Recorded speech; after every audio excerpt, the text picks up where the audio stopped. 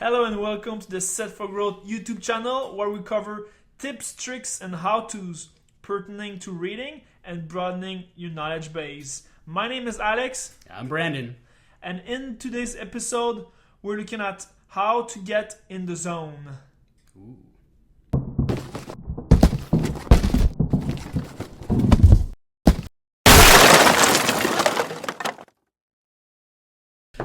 All right, welcome everybody. This episode today has been influenced and inspired by Ronald Lazenby's book on Michael Jordan, his biography, and we're talking about how to get into the zone and what does that exactly mean.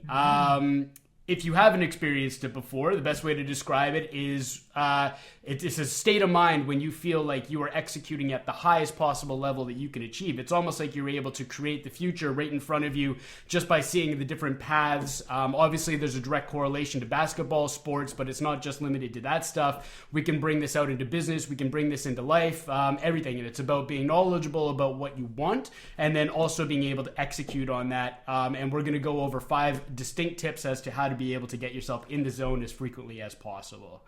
Alex, what do you think the first one is? First tip is focus only on one goal at a time. The idea, right, is to only focus all the attention on one thing and let your autopilot guide you to do the rest. I'm sure you like me. You've been, sometimes you do something and you're driving and then you realize maybe at the end of your trip that you didn't even realize where you were going, right? Right. It was just on autopilot. Well, I mean, you and I were talking about this a little bit earlier. When it comes down to goals, I don't know. I think this is important to make this distinction. There's difference between vision and goals, right? Because a series of goals allow you to create your overall vision. Just because obviously we're bringing this up with reference to Michael Jordan, using basketball as a reference, what we were discussing is the overall goal that you're trying to achieve day in and day out is just simply to get a ball into a basket. Now you can apply this sort of thinking to anything that you're doing, but overall that's really what the objective is. So with that being said, knowing what you want is without a doubt the first step in being able to get yourself in the zone, because that allows you to focus on whatever activities you need to do to be able to even, kind of create this environment for the zone. Yeah, just pick your goal and then let your skill guide you through the motion, basically. Yeah, absolutely. And then that brings us into our second point here, which is related to goals, but it's really important that you visualize that goal. Again, if we talk about basket, you want to visualize yourself being able to complete a play, however that's constructed, and being able to get the ball into the basket. And what we were talking about earlier, Alex, is golf is a really good one too. If anybody's a golfer watching this, then I think that you probably go when you're especially, on the box there right at the beginning of your drive, you envision the ball going through the air after you hit it, a nice clear, smooth stroke, and then being able to get the ball as close to the pin as possible. And especially when you're putting, this happens too. Very good sort of identifiers and good analogy to be able to visualize what you want to achieve. What do you think? Yeah, well, I don't know where I heard that, but they say that you always create something twice. Once in your mind and once in the real world. So really visualization is just make it happen first, make it so real that you just have to make it happen, and then you just go out and make it happen. So yeah, that's what I think that being in the zone is. The third tips here is to practice consistently, right?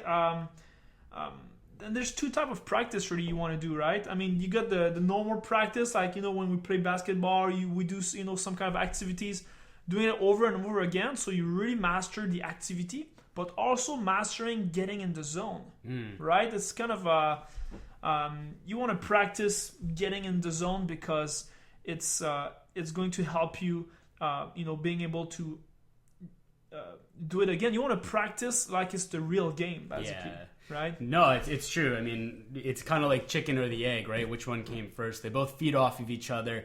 The more time you spend in the zone, the more time you're going to want to spend in the zone. And it's kind of a funny thing because until you actually experience what that actually feels like, it's almost like you're kind of on this just natural high where you're able to just execute at the highest possible level, and you're able to interact with whatever environment you're in at that point and kind of predict what's going to happen. And once you get into that zone, you want to immediately get back into it because it's very, very empowering. Putting yourself into that empowering state is the most incredible feeling there is. And, you know, as a result, what you want to do is be able to practice consistently. Michael Jordan, referencing him again, was known for being the first guy in, the last guy out, and constantly working on his skill. And even though, he was considered in the day best basketball player, whatever, debate that all you want if he is the best basketball player or not. But the fact is he went in and out of the gym every single day, and he worked on his craft because he was addicted to getting into the zone, and he wanted to be able to compete at the highest level that he possibly could. So the more he practiced, the more he'd get into the zone. The more he got into the zone, the more fame and everything else he got.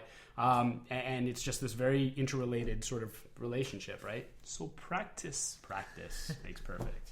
Yeah, you bet. Okay, so what's one of the best ways to practice, and how do you be able to actually put yourself in there? This brings us to our next tip. Avoid distractions to create the proper environment. You want to focus on one thing at a time. Naturally people can't multitask. If you focus your mind in on a particular area or a particular activity that requires your attention, you can't split that divide and focus your attention one way and then focus it another way at the exact same moment. You have to be able to put yourself in the moment and focus solely on that particular activity that you want to excel at.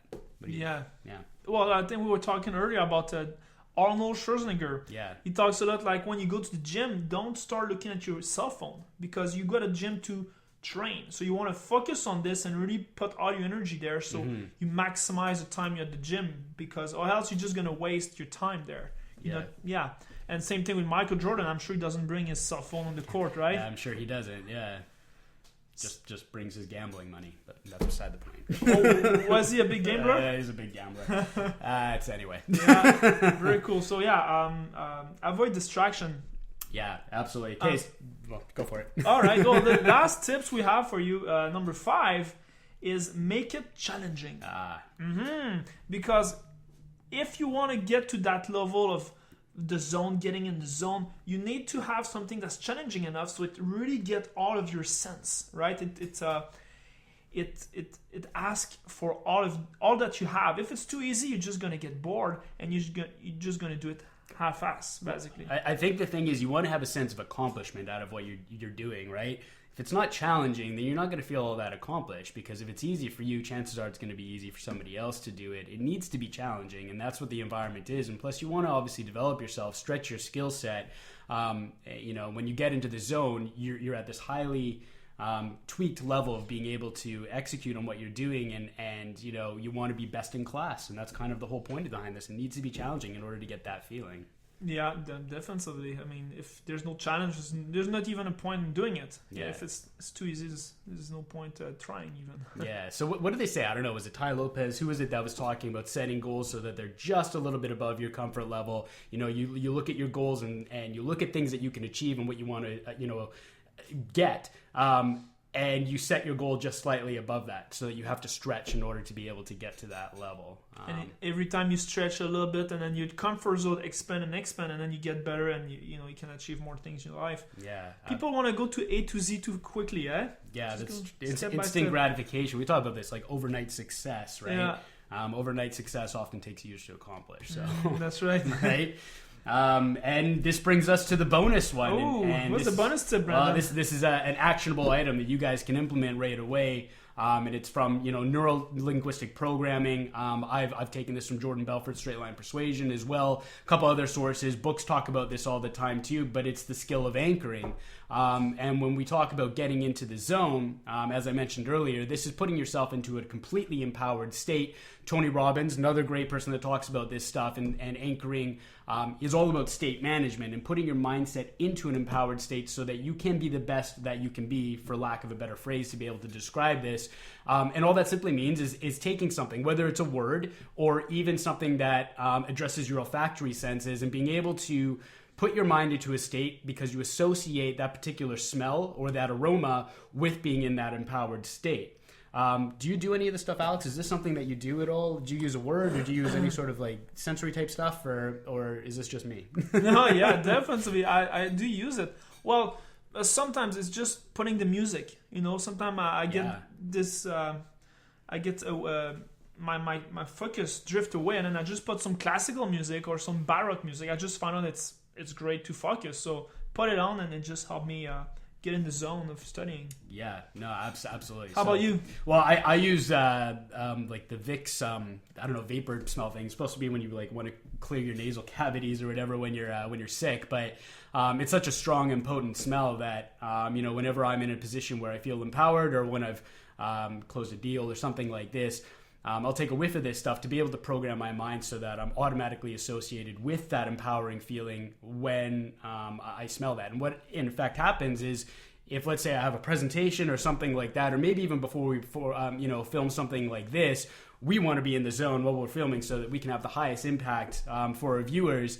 And maybe I might take a whiff of this stuff to put myself into that state of mind, knowing that I automatically associate it with being empowered, and therefore I want to be able to get that across over camera here to you guys. So we need to get some more Vicks here. Yeah, I need lots of Vicks. Yeah. Cool. So, wow, that was it. That's it. Wow. Well, it goes fast, man. Yeah, that's our 5 tips, guys, and our bonus tips. I always And have bonus tips for you, right? I always got bonus tips. All about the bonuses. Yeah, it's all the bonus. So, guys, I hope you like this video. If you have subscribed, make sure you subscribe, right? Because it helps us want to make more videos. Subscribe and comment. I definitely want to hear what you guys think about any of this stuff, and I want to know if you implement some of this stuff. Tell us about a time that you're in the zone or when you feel most empowered. I want to read it. I want to know. Yes, we want to know. So yeah, we'll see you on the next one, I guess, guys. See you guys. Bye-bye.